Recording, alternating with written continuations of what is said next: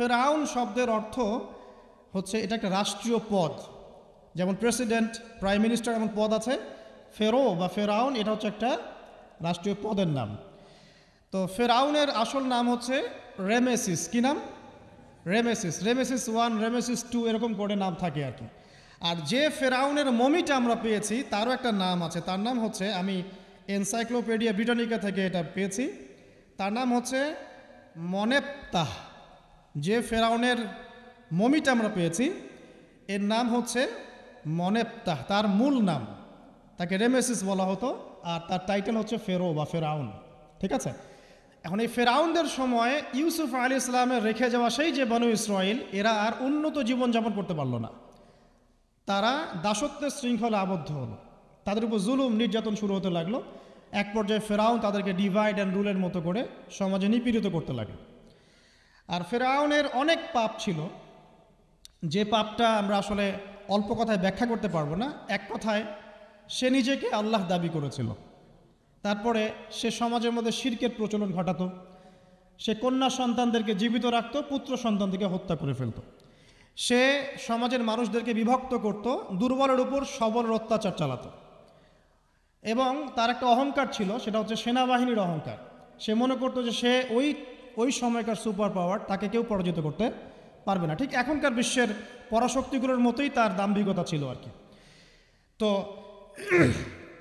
একটা কথা বলে নেই, এই ফেরাউন এবং মূসা আলাইহিস সালাম, এই ফেরাউন যখন বনু ইসরায়েলকে নির্যাতন করতে লাগলো, তখন আল্লাহ পাক একজন নবী পাঠালেন, তার নাম কি?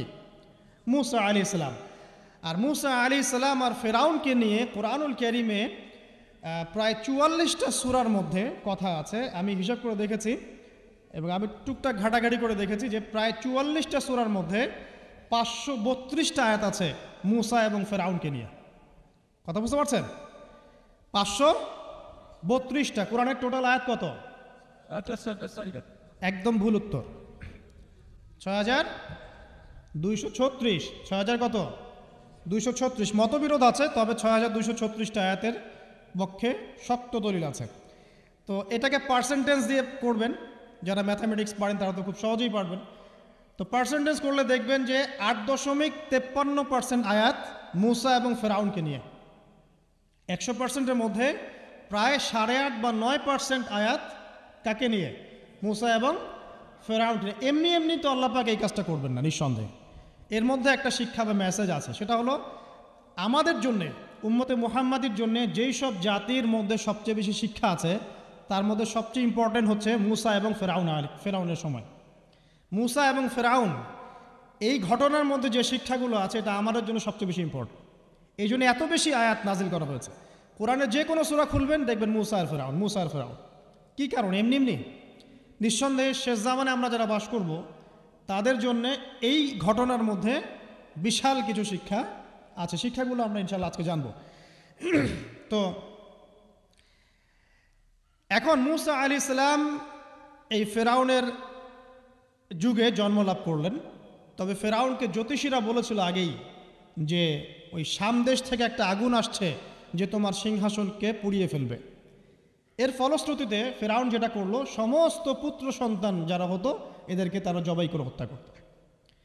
তো যখন জনগণ বলল যে কাজটা খুব খারাপ, প্রতিবাদ শুরু হলো, তখন 1 বছর গ্যাপ দেওয়া শুরু করলো। 1 বছর মারবে, আরেক বছর রাখবে, আরেক বছর মারবে, আরেক বছর রাখবে। যেই বছর মারলো না, সেই বছর জন্ম লাভ করলো মূসা আলাইহিস সালামের ভাই হারুন আলাইহিস সালাম। ঠিক আছে, উনিও কিন্তু নবী ছিলেন। আচ্ছা, আর যে বছর মারার কথা, সেই বছর জন্ম লাভ করলেন মূসা আলাইহিস সালাম। এখন আমি খুব শর্ট করে বলছি, অনেক ডিটেলস বলতে গেলে 3টা বেজে যাবে, আজকে আসরও হতে পারে। তো এখন যে বছর মারার কথা, সেই বছর জন্ম লাভ করলেন মূসা আলাইহিস সালাম। এখন মূসা আলাইহিস সালামের মা কিন্তু তখন খুব শঙ্কিত, ফেরাউন তার সন্তানকে হত্যা করবে। আল্লাহ রাব্বুল আলামিন কোরআনের মধ্যে বলেছেন সূরা কাসাসের মধ্যে। কোন সূরা? সূরা কাসাস। আমি 2টা সূরার নাম বলছি, আজকে বাসায় গিয়ে পড়বেন। এই 2টা সূরার মধ্যে সবচেয়ে বেশি হিস্ট্রি আছে মূসা এবং ফেরাউন এই বিষয়টার উপরে। একটা সূরার নাম হচ্ছে সূরা তাহা, এখানে সুন্দর করে ধারাবাহিকভাবে গল্পটা দেওয়া আছে। আরেকটা সূরা হচ্ছে সূরা কাসাস। এই 2টা পড়বেন অর্থসহ।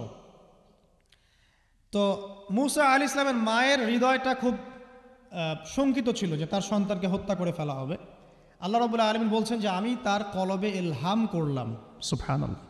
আল্লাহ পাক তার মায়ের কলবের মধ্যে ইলহাম, মানে কি? ইলহাম হচ্ছে আল্লাহর পক্ষ থেকে প্রত্যাদেশ না, ওহী না, কিন্তু একটা বুঝ বা একটা নূর, একটা তাজাল্লি, একটা বসিরা ঢেলে দেওয়া। এটা কিন্তু নবুয়ত না, একটা কাজের চেতনা বা দৃঢ়তা আল্লাহর পক্ষ থেকে ঢেলে দেয়া। ঠিক আছে? তো তার মায়ের কলবের মধ্যে আল্লাহ রাব্বুল আলামিন ইলহাম করলেন যে তুমি তোমার সন্তানটাকে সিন্দুকের মধ্যে ভরে ভাসিয়ে দাও নীল নদে। এখন তার মায়ের কলব, তার মায়ের হৃদয় ছটফট করতে লাগলো, কারণ কোনো মাই তো চাইবে না তার সন্তানকে এভাবে ভাসিয়ে দিতে। আল্লাহ পাক বলছেন যদি না আমি তার হৃদয়টাকে শক্ত করতাম তাহলে সে বিচলিত হয়ে পড়তো। আল্লাহ পাক তার হৃদয়টাকে শক্ত করলেন, সে বিচলিত হলো না, সন্তানকে ভাসিয়ে দিল। এবার সন্তান ভাসতে ভাসতে ভাসতে কোথায় যাচ্ছে? যেখানে ফেরাউনের স্ত্রী গোসল করছে। কথা কি বুঝতে পারছেন? খুব চমৎকার হিস্ট্রি কিন্তু গল্পটা, এবং গল্প মানে এখানে আসলে গাল গল্প না, এগুলো সত্য ঘটনা। এক একটা বর্ণ তেমন সত্য যেমন সূর্য পূর্ব দিক থেকে ওঠে এবং পশ্চিমে ডোবে, এটা যেমন সত্য, এর এক একটা বর্ণ সত্য, এগুলো কোনো গাল গল্প নয়। এবার ফেরাউনের স্ত্রী আসিয়া সেই সিন্দুক পেয়েছে। মুসা আলাইহিস সালামকে আল্লাহ পাক বলছেন যে আমি মুসা আলাইহিস সালামের চেহারার মধ্যে মোহাব্বত বা ভালোবাসা ঢেলে দিয়েছিলাম।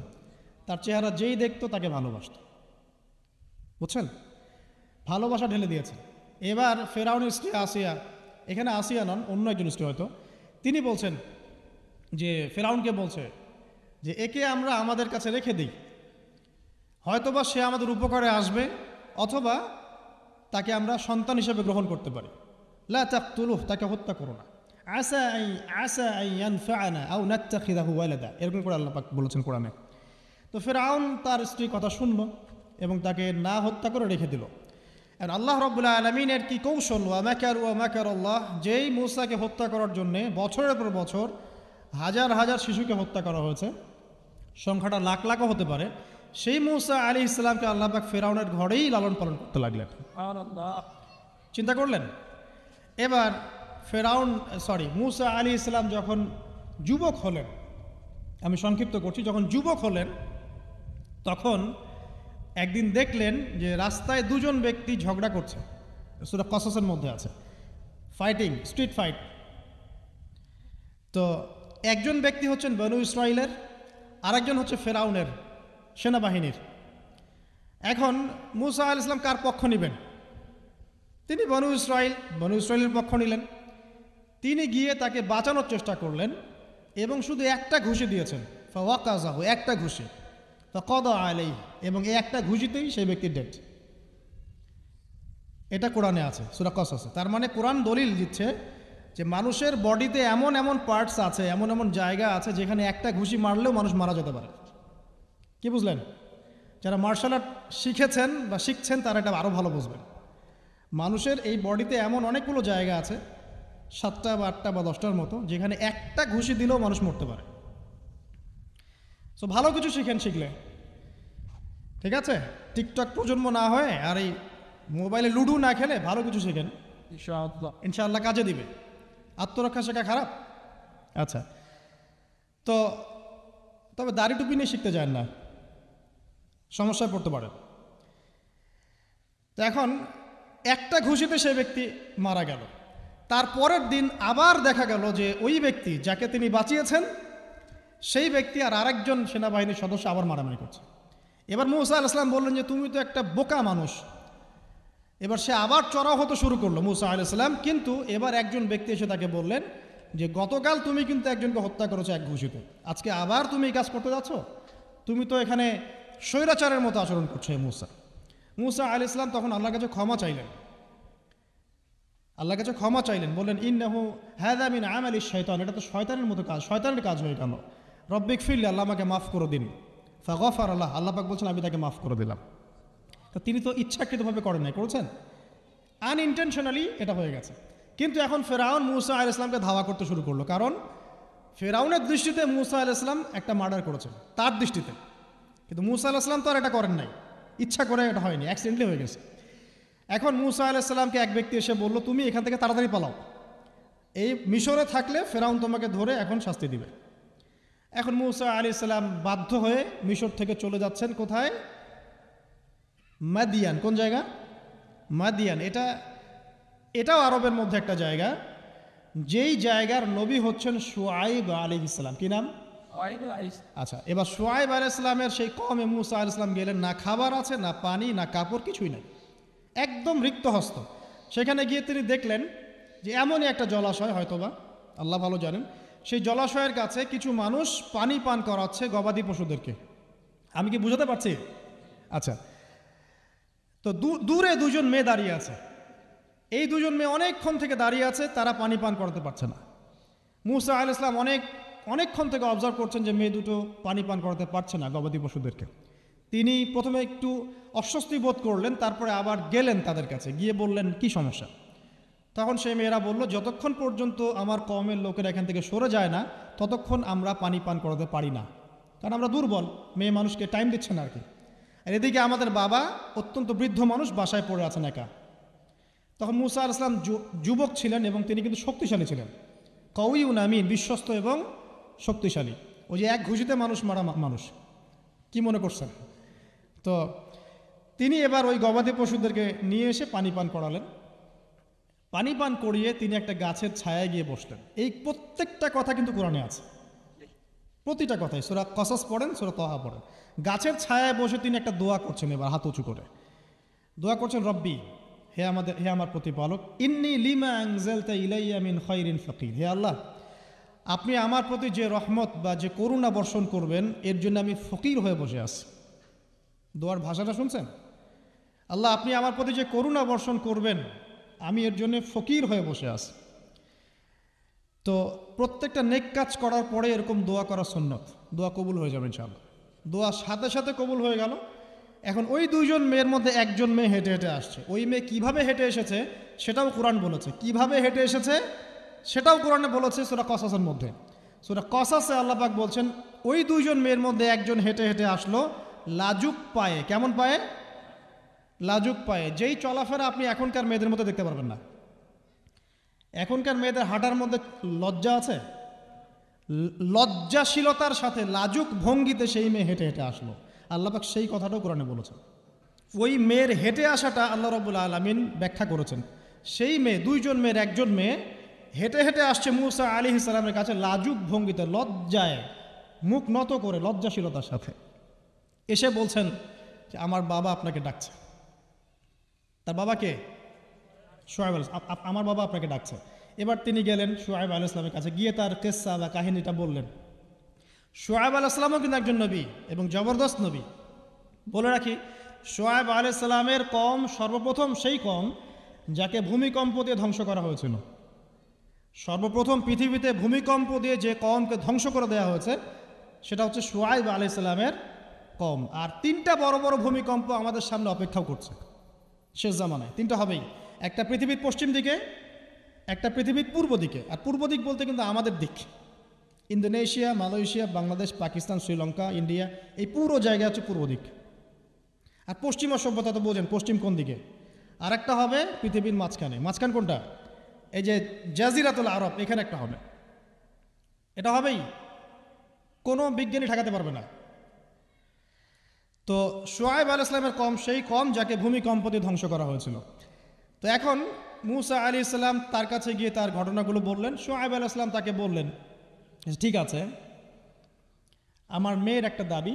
আমার মেয়ে বলেছে যে তুমি হচ্ছ বিশ্বস্ত এবং শক্তিশালী, তোমাকে যেন আমি আমার কাজে নিয়োগ করি। আসলে মেয়ে বাবাকে ইঙ্গিতে একটা মনের ভাব ব্যক্ত করেছে আর কি। তখন তার বাবা সেই ভাবটা বুঝতে পেরেছেন।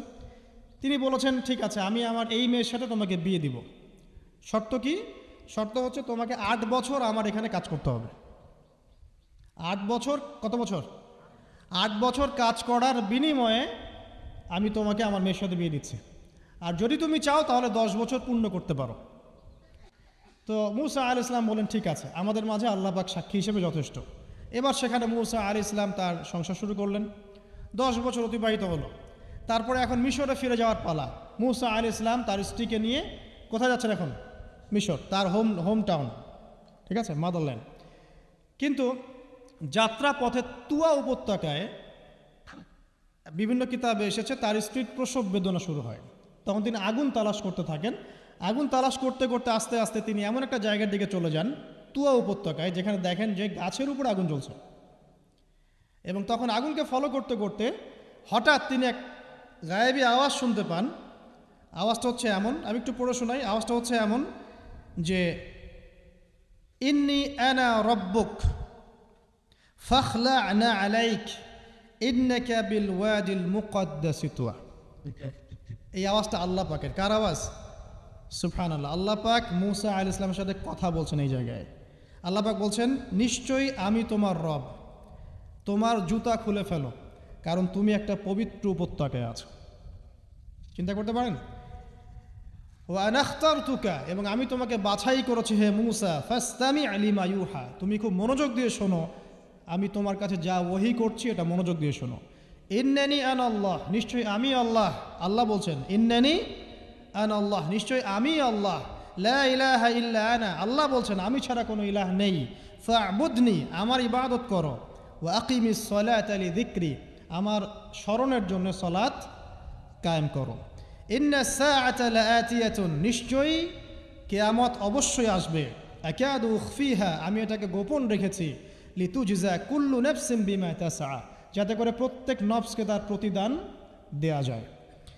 ফালা ইয়াসুদ্দান্নাকা আনহা মান লা ইউমিনু বিহা ওয়াত্তাবা হাওয়াহু ফাতারদা, যারা প্রবৃত্তির অনুসরণ করে তারা যেন তোমাকে এই বিষয়টার প্রতি ঈমান আনা থেকে দূরে রাখতে না পারে।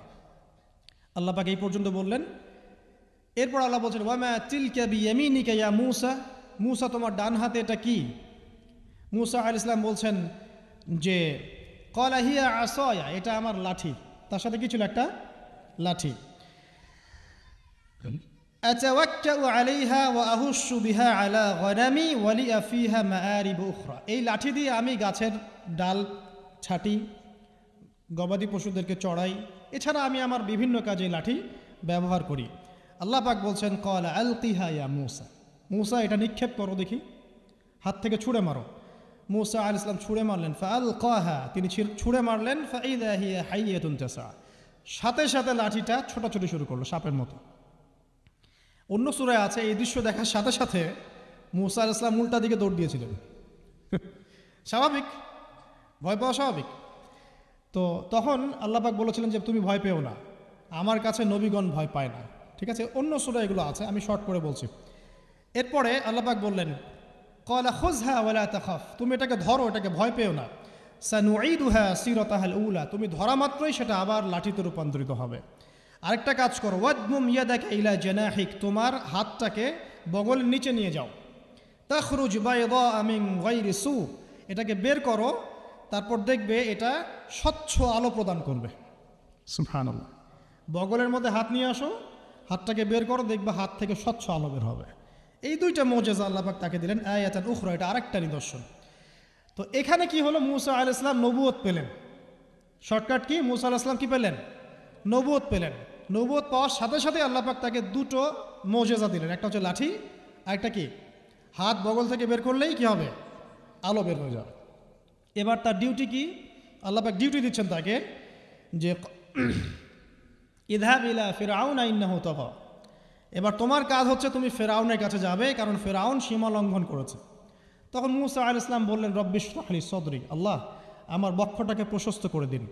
মানে আমার তো সেখানে যাওয়ার সাহস হচ্ছে না, আমি তো সেখানে ওদের দৃষ্টিতে একজন খুনের আসামি, ওদের দৃষ্টিতে ওরা তো আমাকে পেলে হত্যা করে ফেলবে। আল্লাহ পাক বলছেন কেল্লা, কখনো না, তারা তোমাকে হত্যা করতে পারবে না। তখন তিনি দোয়া করছেন আল্লাহ আমার হৃদয়টাকে প্রশস্ত করে দিন, ওয়াইয়াসসির লি আমরি, আমার কাজকে সহজ করে দিন। ওয়াহলুল উকদাতাম মিন লিসানি, আমার লিসান, আমার জিহ্বায় জড়তা আছে আল্লাহ, এটাকে দূর করে দিন। ইয়াফকাহু কওলি, যাতে মানুষ আমার কথা বুঝতে পারে। এই দোয়া করলেন, কবুল হয়ে গেল। এবং আরও দোয়া করলেন যে ওয়াজআলি ওয়াজিরাম মিন আহলি, আমার পরিবারের মধ্য থেকে একজন ওজির দেন। ওজির মানে সহায়ক, যেটা হচ্ছেন হারুন আলাইহিস সালাম, যাতে করে আমরা কি করতে পারি? বেশি বেশি আপনার জিকির করতে পারি এবং আমাদের কাজ সহজ হয়। তো আল্লাহ রাব্বুল আলামিন তার ভাই হারুন আলাইহিস সালামকেও নবুয়ত দান করলেন, দুজন মিলে। এখন আল্লাহ পাক বলছেন ইযহাবা ইলা ফিরআউন, তোমরা দুজন ফিরআউনের কাছে যাও, ইন্নাহু তাগা, সে সীমা লঙ্ঘন করেছে, তবে ফাকুলা লাহু কাওলাল লাইয়িনা, তার সাথে নরম সুরে কথা বলো, লাআল্লাহু ইয়াতাযাক্কারু আও ইয়াখশা, হয়তোবা সে উপদেশ গ্রহণ করবে অথবা আল্লাহকে ভয় করতে পারে। তো ডিউটি দেওয়া হলো যে তোমাদের কাজ এখন এটা, এবং তোমাদের ভয় পাওয়ার কোনো কারণ নাই, সে তোমাদের কোনো ক্ষতি করতে পারবে না। তার কাছে যাও, মুজিজা দেখাও, আল্লাহর দিকে দাওয়াত দাও, লা ইলাহা ইল্লাল্লাহ। যদি সে দাওয়াত কবুল করে আলহামদুলিল্লাহ, যদি না করে তাহলে আমি আল্লাহ তার জন্যে যথেষ্ট। এবার শর্ট করে নিয়ে আসি, মুসা আলাইহিস সালাম সেখানে গেলেন, যার পরে ফিরআউনকে দাওয়াত দিলেন। তো ফিরআউন বলছে ক্বালা ওয়া রব্বুকুম ইয়া মুসা, কোন রবের কথা বলছো? আমি তো মা আলিমতু মিন ইলাহিন গায়রি, আমি তো জানি না, আমি ছাড়া তোমাদের কোনো ইলাহ আছে আমি তো এটা জানি না। এটা কার কথা? ফিরআউন বলছে যে মা আলিমতু মিন ইলাহিন গায়রি, আমি ছাড়া অন্য কোনো ইলাহ তোমাদের আছে, মা আলিমতু ইলাহুকুম গায়রি, আমি ছাড়া তোমাদের কোনো রব আছে এটা তো আমি জানি না। অন্য আয়াতে সে বলেছিল যে আনা রব্বুকুমুল আ'লা, আমি তোমাদের মহান রব। ঠিক আছে? তো মুসা আলাইহিস সালাম ব্যাখ্যা করলেন, আমি সেই রবের কথা বলছি যে রব আসমান সৃষ্টি করেছেন, জমিন সৃষ্টি করেছেন, যেভাবে তাওহীদের দাওয়াত দিতে হয় সব দিলেন। এরপরেও ফিরআউন সেটা গ্রহণ করলো না। তখন মুসা আলাইহিস সালাম বললেন, যদি আমি তোমাকে কোনো বড় নিদর্শন দেখাই তারপরেও কি বিশ্বাস করবে না? তখন ফিরআউন বলল যে দেখাও দেখি। তখন তিনি লাঠি ছুঁড়ে মারলেন, সাপ হয়ে গেল। এই দৃশ্য থেকে ফিরআউনের পরিবারের সবাই ভয় পেয়েছিল, কিন্তু পলিটিক্যাল স্বার্থে ফিরআউন বলেছিল যে সে একজন বড় জাদুকর, জনগণকে তো বোঝাতে হবে কিছু, নিজে ভয় পেলেও জনগণকে তো কিছু বোঝাতে হবে। সে জনগণকে বলছে আসলে সে একজন বড় জাদুকর, সে চাচ্ছে তোমাদের ন্যাশনের মধ্যে ফাটল সৃষ্টি করতে। তো এখন কি করা যাবে? পরামর্শ করা হলো, তার কাছের কিছু মানুষ থাকে না, তার মন্ত্রী পরিষদ যারা শয়তানিতে পিএইচডি করেছিল আর কি, তার ওকে পরামর্শ দিল যে একটা কাজ করা যাক, একটা বড় ময়দানে যাওয়া যাক, সেখানে আমরা বড় বড় জাদুকরদেরকে ডাকবো, এখানে একটা জাদুর ব্যাটেল হবে, মোনাজারা হবে জাদুর। সব বড় বড় জাদুকরকে ডাকা হলো মিশরের, এবং বলে রাখি যে জাদুবিদ্যা কিন্তু সত্য, সুলাইমান আলাইহিস সালামের সময় থেকে এটা চলে আসছে। হারুত এবং মারুত ফেরেশতাকে কিন্তু এর মধ্য দিয়ে পরীক্ষা করা হয়েছে মানব জাতিকে। যাই হোক, তো জাদু থেকে বাঁচার জন্য কোরআন এবং সুন্নাহর যে দোয়া কালামগুলো আছে এগুলো নিয়মিত পড়বেন ইনশাআল্লাহ। আল্লাহ পাক আমাদেরকে হেফাজত করুন, আমিন। তো আমি শর্ট করছি। তো এবার জাদুকররা একদিকে, মুসা আলাইহিস সালাম একদিকে। তো মুসা আলাইহিস সালামকে তারা বলছে তুমি আগে ছুঁড়ে মারবেন, আমরা ছুঁড়ে মারব। মুসা আলাইহিস সালাম বলছেন বাল আলকু, তোমরা ছুঁড়ে মারো। তখন তারা যখন তাদের লাঠিগুলো ছুঁড়ে মারলো, এগুলো সাপ হয়ে গেল। এটা চোখের ভেলকিবাজি ছিল। আল্লাহ পাক এই জাদুটাকে বলেছেন কোরআনে সিহরুন আযীম, বড় একটা জাদু করেছিল তারা, মানে তারা জাদুবিদ্যায় খুব পারদর্শী ছিল। এখন যেমন সায়েন্সের যুগ, তখন কিন্তু জাদুবিদ্যার যুগ ছিল। ঠিক আছে? তো মুসা আলাইহিস সালাম তারপর কিছুটা ভয় পেয়ে গেলেন। আল্লাহ পাক বলেন তুমি ভয় পেও না, বরং তোমার লাঠি ছুঁড়ে মারো, ইন্নাকা আনতাল আ'লা, তুমি বিজয়ী হবে ইনশাআল্লাহ তাআলা।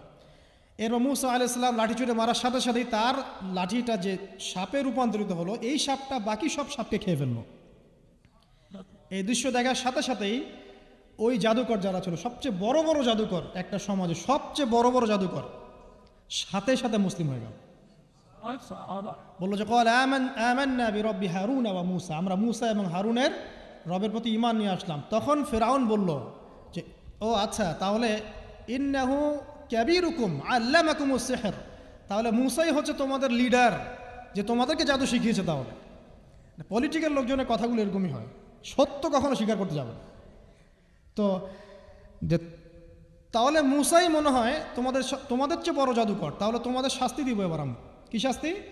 ওই যে শুলদণ্ড দিয়ে ডান দিকের হাত বাম দিকের পা কেটে ফেললো। চিন্তা করতে পারেন, একদিকের হাত একদিকের পা কেটে শুলদণ্ড দিয়ে ঝুলিয়ে রাখলো। তখন এই জাদুকররা এমন একটা কথা বলেছে যেটা পড়লে আমাদের চোখ দিয়ে পানি পড়ে যায়। এই জাদুকররা বলেছিল যে তোমার যা ইচ্ছা তুমি তা করো, ফাকদি মা আনতা ক, তোমার যা মনে চায় তাই কর। কথাটা শুনছেন? ফাকদি মা আনতা ক, তোমার যা মনে চায় তাই করো, কিন্তু আমরা ইন্না আমান্না বিরব্বি হারুন ওয়া মুসা, আমরা মুসা এবং হারুনের রবের প্রতি ঈমান এনেছি। আশা করা যায় যে আমরা এই ঈমান আনার ফলে সারা জীবন জাদুবিদ্যা চর্চা করে যে পাপ করেছি, আল্লাহ পাক সব পাপ মাফ করে দিবেন ইনশাআল্লাহ। দেখেন, একটা সেজদা না করেও তারা জান্নাতে চলে গেল। দেখলেন, তারা কিন্তু নামাজ পড়তে পারে নাই, সুযোগ হয়নি। রোজা রাখতে পারে নাই, জাকাত দিতে পারে নাই, শুধু খালেস ইমান যে না আল্লাহকে চিনেছি, আল্লাহ ছাড়া কোনো ইলাহ নাই, আল্লাহ ছাড়া কাউকে পরোয়া করি না, আল্লাহই সব কিছু। তারপরে তাদেরকে ফাঁসি দেওয়া হলো, হাত পা কেটে ফেলা হলো, জান্নাত। এই ঘটনাটা পড়বেন সূরা তহার মধ্যে আছে। যাই হোক, এখন এভাবে যখন মূসা আলাইহিস সালামকে পরাজিত করতে পারলো না, মূসা আলাইহিস সালাম তাদেরকে সময় দিলেন, তওবা করে ফিরে আসো, আল্লাহ পাক মাফ করে দিবেন। কিন্তু ফেরাউন এবং তার দলবল এগুলো সহ্য করলো না, বরং ফেরাউন টিটকারি করছিল, এই হামান তুমি আছো? হামান বলছে হ্যাঁ আছি, আমার জন্য একটা বড় প্রাসাদ নির্মাণ করো, ইট পোড়াও, আমার জন্য উঁচু প্রাসাদ তৈরি করো, যাতে আমি উকি মেরে দেখতে পারি মূসার রব কোথায় আছে। কথা বুঝতে পারছেন? আমার কাছে মনে হয় হয়তোবা, আল্লাহু আলাম, হয়তোবা এই আয়াতটা মিশরের পিরামিডের দিকে ইঙ্গিত করছে, হয়তোবা, আমি জানি না সঠিক, আমি মানে 100% নিশ্চিতভাবে বলতে পারবো না, কিন্তু আমার কাছে মনে হয় হয়তোবা এটা সেই সময়কারই ঘটনা, যে হামান ইট পোড়াতে থাকো, ইট এবং পাথর পোড়াও, উঁচু উঁচু উঁচু একদম সর্বোচ্চ এক কিছু তৈরি করো, প্রাসাদ তৈরি করো, যাতে করে আমি তার উপরে উঠে মূসার ইলাহকে দেখতে পারি। এটা কার কথা ছিল? ফেরাউনের। এটা করাও হয়েছে। এরপরে 9টা আযাব আল্লাহ পাক দিয়েছেন। কয়টা? 9টা। একবার সতর্ক করা হয়, যদি না শোনে আল্লাহ পাক আযাব দিলেন রক্তের, সমস্ত পানি রক্ত হয়ে গেল। এবার ফেরাউন এবং তার লোকজন এসে বলে আমরা তওবা করব, মূসা তুমি দোয়া করো আল্লাহর কাছে, আল্লাহ যেন সরিয়ে দেয়। মূসা আলাইহিস সালাম দোয়া করেন, আযাব সরে যায়, তারা আবার নাফরমানি শুরু করে। কথা বুঝতে পারছেন? তারপরে আযাব আসলো ব্যাঙের, সবখানে ব্যাঙ দিয়ে ভর্তি। তারপরে আবার তওবা করার প্রত্যয় ব্যক্ত করলো, তওবা করলো না, আবার আযাব। এরপরে আযাব উকুনের, কিসের? উকুন। এভাবে একটা একটা করে আসতে থাকলো। এবার প্লেগ, তারপর ফড়িং। প্লেগ এমনভাবে এসেছিল যে একদিনেই 70,000 মানুষ মারা গেছে। এভাবে 9টা আযাব আল্লাহ পাক দিলেন, কিন্তু ফেরাউন কিছুতেই ঈমান আনলো না। এবার সবশেষ পালা। সর্বশেষে মূসা আলাইহিস সালাম বললেন যে বনু ইসরাইলকে আমার সাথে যেতে দিবা কিনা সেটা বল। তো এখন যেহেতু অনেক মানুষ মারা যাচ্ছে প্লেগে, সবশেষে গিয়ে মূসা আলাইহিস সালামের কাছে ফেরাউন এবং তার এই যে হামান, কারুন, যারা যারা ছিল, এরা নমনীয় হলো এবং বলল ঠিক আছে, তোমরা বনু ইসরাইলকে নিয়ে এখান থেকে বের হয়ে যাও, মিশরে আমরা আর কোনো আপদ চাই না, তোমরা চলে যাও এখান থেকে। এবার যখন মূসা আলাইহিস সালাম এবং বনু ইসরাইল এখান থেকে বের হয়ে যাচ্ছেন, বলা হচ্ছে তাদের সংখ্যা ছিল প্রায় 30 লক্ষ, কেউ বলেছেন 40 লক্ষ। সংখ্যাটা ফ্যাক্ট না। বনু ইসরাইলের একটা বড় কম ছিল, 10 থেকে 20% মানুষ মিশরের বনু ইসরাইল ছিল। তারা এখন বের হয়ে যাচ্ছেন রাতের অন্ধকার শেষ হয়ে ফজরের সময়। ফেরাউনের মাথায় আবার শয়তানি চাপলো। সে বলল না, এদেরকে যেতে দেওয়া যাবে না, যদি চলে যায় ওখানে গিয়ে যদি বিদ্রোহ করে আমাদের উপর হামলা করে, কি করণীয়? ফুল ফোর্স নিয়ে, তার যত সেনাবাহিনী ছিল সমস্ত সেনাবাহিনী নিয়ে ফেরাউন মূসা আলাইহিস সালাম এবং তার কওমকে ধাওয়া করা শুরু করলো পিছন থেকে। এবার মূসা আলাইহিস সালাম যাচ্ছেন, তার কওমকে সাথে নিয়ে, সামনে পড়ে গেল লোহিত সাগর। কোন সাগর? লোহিত সাগর। আর পিছনে ফেরাউনের বাহিনী। এরকম একটা অবস্থায় মূসা আলাইহিস সালামের কওমের কিছু মানুষ বলেছিল ইন্না লামুদরাকুন, হে মূসা আমরা তো ধরা পড়ে গেলাম, আমরা তখন যেতে পারবো না, সামনে সাগর, পিছনে ফেরাউন। এই সময় মূসা আলাইহিস সালাম একটা কথা বলেছিলেন, এই কথাটা যে বলতে পারবে বিপদের সময় আল্লাহ পাক তার সাথে থাকবেন ইনশাআল্লাহ। মূসা আলাইহিস সালাম বলেছেন কাল্লা, ওইরকম একটা অবস্থা তিনি বলছেন কাল্লা, কখনো নয়, ইন্না রব্বি মাইয়া সাইয়াহদিন, আমার রব আমার সাথে আছেন, তিনি আমাকে পথ দেখাবেন। কথা বুঝতে পারছেন? ব্যাস আল্লাহ পাকের সাহায্য নেমে আসলো, তিনি বললেন লাঠি ছুঁড়ে মারো। লাঠি ছুঁড়ে মারার সাথে সাথেই একটা দুইটা না 12টা রাস্তা হয়ে গেল, পানি ভেদ করে, সাগর ভেদ করে। আর এই 12টা রাস্তা দিয়ে, এটা কোনো গাল গল্প নয়, 12টা রাস্তা দিয়ে বনু ইসরাইলের 12টা দল চলে গেল, পার হয়ে গেল। আর ফেরাউন এটা অবাক হয়ে দেখছে। এক পর্যায়ে সেও সিদ্ধান্ত নিল যে আমিও আমার ফোর্স নিয়ে ধাওয়া করব। এই যে সে নামলো লোহিত সাগরের, সাথে সাথে পানি আবার আগের জায়গায়। এক মুহূর্তের মধ্যে, মানে এক দিনে পুরো ফেরাউন এবং ফেরাউনের যত সেনাবাহিনী আছে এক দিনের মধ্যেই শেষ, পৃথিবী থেকে চিরবিদায়। আল্লাহ পাক এত চমৎকার করে কথাটা বলেছেন, কাম তারাকু মিন জান্নাতি ওয়া উয়ুন, তারা কতই না বড় বড় জান্নাত মানে বাগান এবং প্রস্রবণ পার হয়ে চলে গেল। ওয়া কুনুজি ওয়া মাকামিন কারীম, কত সুন্দর সুন্দর জায়গা তারা ছেড়ে দিয়ে চলে গেল। এবং তারা ধাওয়া করতে লাগলো ফেরাউন মূসার বাহিনীকে। যখন তারা ডুবে গেল, ফামা বাকাত আলাইহিমুস সামা ওয়াল আরদ, তাদের জন্য আসমান এবং জমিনের কোনো সৃষ্টি এক ফোঁটা চোখের পানিও ফেলে নেই। এটা আপনি সূরা দুখানের মধ্যে পাবেন, আরও বিস্তারিত আছে। তো এই যে ঘটনাটা ঘটেছে, এই ঘটনাটা ঘটেছে মুহররম মাসের 10 তারিখে। কয় তারিখে? এই হচ্ছে সেই ঘটনা যার স্মরণে আমরা মুহররম মাসের 10 তারিখে সওম রাখি। কথা কি বুঝতে পারছেন? এটাই সেই ঘটনা, যেই ঘটনার ফলশ্রুতিতে এটাকে স্মরণীয় করে রাখতে আল্লাহ পাক কিয়ামত পর্যন্ত এই আশুরার সওমটাকে রেখে দিয়েছে। এটা ইহুদিরাও রেখেছে, ইসলাম আসার পূর্বে, মানে নবী সাল্লাল্লাহু আলাইহি ওয়াসাল্লামের শরীয়ত আসার পূর্বেও আগের জাতিরাও এটাকে রেখেছিল।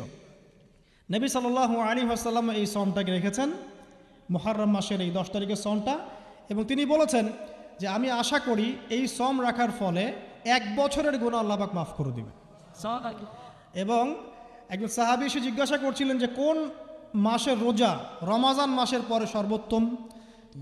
নবী সাল্লাল্লাহু আলাইহি ওয়াসাল্লাম বলছেন রমাজান মাসের পর সর্বোত্তম সওম হচ্ছে মুহররম মাসের সওম। 3-4টা বিষয় নবী সাল্লাল্লাহু আলাইহি ওয়াসাল্লাম কখনো ছাড়তেন না। ফজরের আগে 2 রাকাত সুন্নাত, মাসের 3 দিন রোজা রাখা, আইয়ামে বীজের, তারপরে আপনার আরাফার সওম, এবং এই যে মুহররম মাসের সওম। এই সওমগুলো নবী সাল্লাল্লাহু আলাইহি ওয়াসাল্লাম কখনো ছাড়তেন না।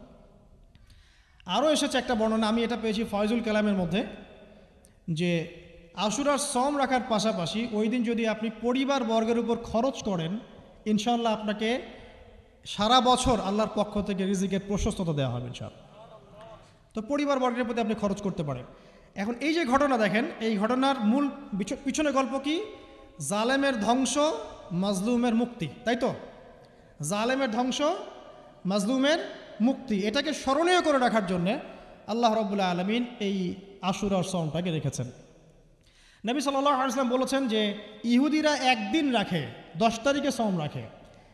আমি যদি বেঁচে থাকি ইনশাআল্লাহ আগামী বছর 9 তারিখ বা তার পরে, একদিন আগে বা একদিন পরে আমি সওম রাখবো। কোনো বর্ণনা এসেছে একদিন আগে 9 তারিখে সওম রাখবো। তো আমরা দুটো রাখার চেষ্টা করবো। কয়টা?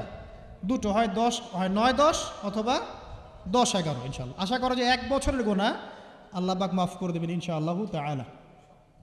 আর বেশি বেশি মুহররম মাসে সওম রাখতে পারেন, ইস্তেগফার করতে পারেন, তাসবিহ তাহলিল করতে পারেন, এবং এই মাসে যে ঘটনাটা ঘটেছে আপনার মূসা আলাইহিস সালাম এবং ফিরআউনের, এই ঘটনাটাকে চর্চা করবেন, এটাকে প্রচার করবেন, প্রসার করবেন, এর মধ্য থেকে শিক্ষাগুলোকে নিজের জীবনে বাস্তবায়ন করার চেষ্টা করবেন ইনশাআল্লাহ তাআলা। আল্লাহ পাক সবাইকে তৌফিক দান করুন, আমিন।